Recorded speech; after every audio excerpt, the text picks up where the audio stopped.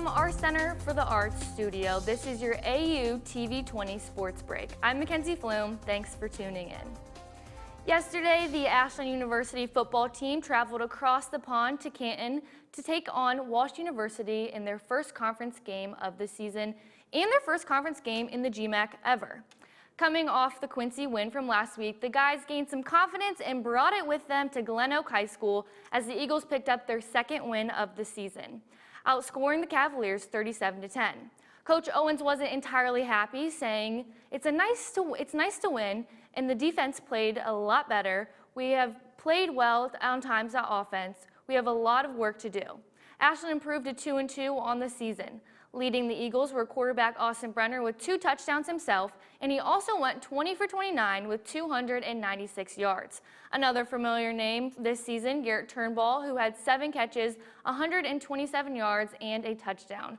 Looking at defense, Curtis Roop had 6 total tackles, 1.5 tackles for a loss, and a half sack. It's also important to note that the Eagles defense held Walsh to 238 total yards, which is a season low for the Eagles. So things are starting to come together, and we hope to see another victory next week as they welcome Ohio Dominican at Jack Miller Stadium on Saturday.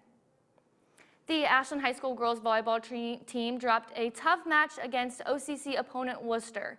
Head coach Denise Vaughn was hoping to capitalize on some of the momentum they've been gaining in the past weeks and turn those into wins, but couldn't gain enough to stop perfect 12-0 Worcester. Ashland dropped to Worcester in just 3 short sets in Arrow Arena. The Lady Arrows will travel north for non-conference play Saturday as they look to win against Willard.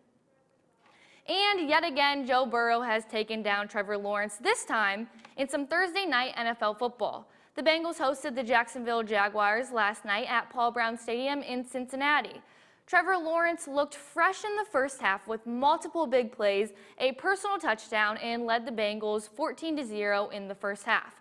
Unfortunately for the Jags, their lead was short-lived into the second half because the Cincinnati Bengals returned to show the Jags who they are. Burrow had 4 straight scoring drives in the second half after not scoring at all during the first. Tied 21-21 with 10 seconds left, Evan McPherson put a ball through the sticks from 35 yards to put the Cats on top.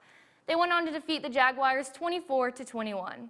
It's looking like a good year to be a football fan in Ohio, and I never thought I'd say that. That's all I have for AU TV 20 Sports Break. Be sure to follow us across social media at AU TV 20. I'm Mackenzie Flume. Thanks for watching.